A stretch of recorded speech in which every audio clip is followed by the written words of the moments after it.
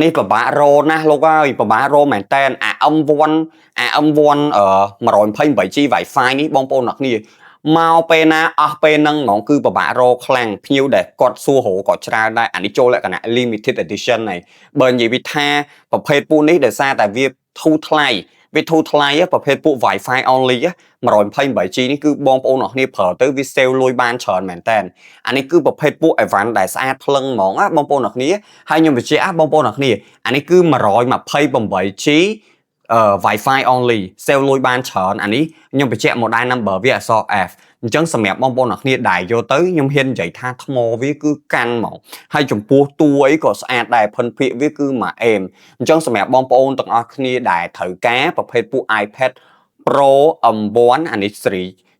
chip M1 បងប្អូនអ្នកគ្នាដឹងហើយគឺកម្លាំងម៉ាស៊ីនវាខ្លាំងរាល់ game រាល់ app កម្មវិធីកាត់តវីដេអូកាត់តរូបភាពអីដាក់មកឆ្ងាញ់ដៃឲ្យហ្មងកាត់តរូបភាពអីក៏មួយអេមដែរអញ្ចឹងសម្រាប់បងប្អូនអ្នកគ្នាដែលមានតម្រូវការណាមកគ្រប់នេះខ្ញុំអត់មានអីដែលត្រូវ detail ដាក់គៀកគីឲ្យមើលថាស្ទើរកន្លែងណាអត់មានត្រូវស្ទើរអីទេព្រោះវាស្អាតភ្លឹងហ្មងហើយអត់មានកន្លែងស្ទើរទេសាច់អេក្រង់អីគឺមាត់ខៃចឹងហ្មងអញ្ចឹងបងប្អូនអ្នកគ្នាដែលមានតម្រូវការវឺតលឿនមានតែមួយដើមគត់បងប្អូនអ្នកគ្នាបើសិនបងប្អូនណាកន្លែងតែ